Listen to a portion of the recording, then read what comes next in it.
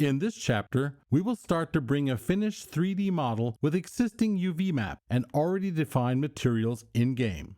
Go to the folder Data, Files to open a pre-made model in Blender. You can see a 3D model of a gray cultivator, which already has a completed UV map, and also materials, which remove into the correct UV range. If we have previous knowledge of the Giants editor, or in-gaming for the farming simulator, we would have already paid attention while constructing our 3D model. For example, the hierarchy and the separation of moving parts, such as in our case, the rollers or the foldable side elements. In the same way, the decals are separated from the rest to avoid problems with the textures. We recognize that we have correctly assigned only one material per mesh, so all decals are a separate model with an associated material. The cultivator itself is a coherent model with one material, and so forth. We do this because a single mesh, which uses more than one material, will create errors. Our thought process should be like this. We have a 3-point hitch, which will be attached to the tractor in the game. On the left and the right are the outer arms, which we can fold in and out respectively. For the folding movement, we need hydraulic cylinders with movable hoses connected. Outer parts themselves are the discs and rollers, which should rotate around their own axis for this purpose. So let's start separating the individual moving parts from each other so that we can assign functions to them later on. A simple example here would be the roller, which, as already mentioned, only needs to spin around its own axis of rotation. In object mode, we select our whole model, for example by pressing the key A, and then switch to edit mode. If we press the key 3 on our keyboard, we can start selecting faces. For example, if we select this face, we can press Ctrl numpad plus several times so that the faces that belong together will be selected automatically. Let's do this quickly with all the faces on our whole roller.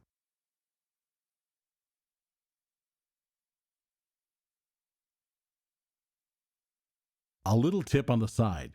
We can hide our selection with the key H and still select other related faces with Shift and the left mouse button. Once we are done with the selection, we press Alt and H to show all hidden model parts again. By right-clicking on the selection, we can choose Separate Selection and have another separated object. To be able to clearly distinguish it from the other models, even later on, we have to choose a reasonable name. Try a logical inference. For example, we know that we have separated the rear roller on the left side in the direction of travel.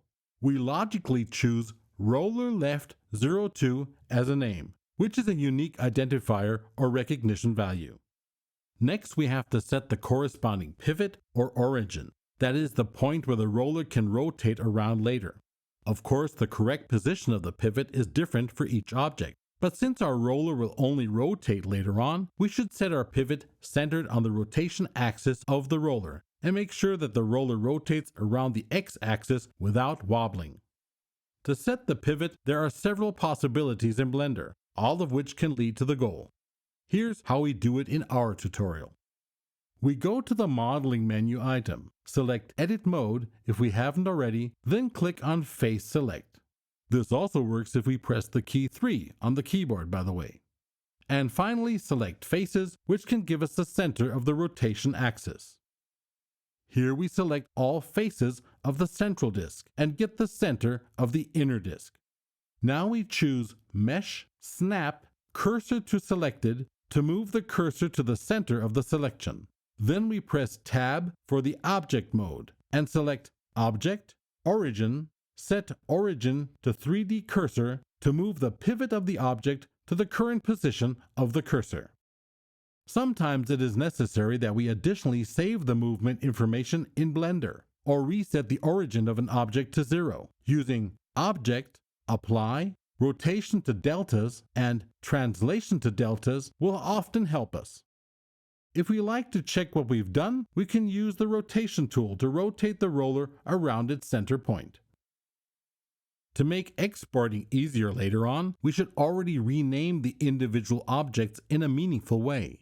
In addition, we should assign a node ID or a node identifier to the object with our exporter, because we can automatically output the i3D mapping in the vehicle XML later on. For the consolidation of the learned information, you should separate the rest of the model yourself, set the pivots, and provide the individual objects with i3D mapping.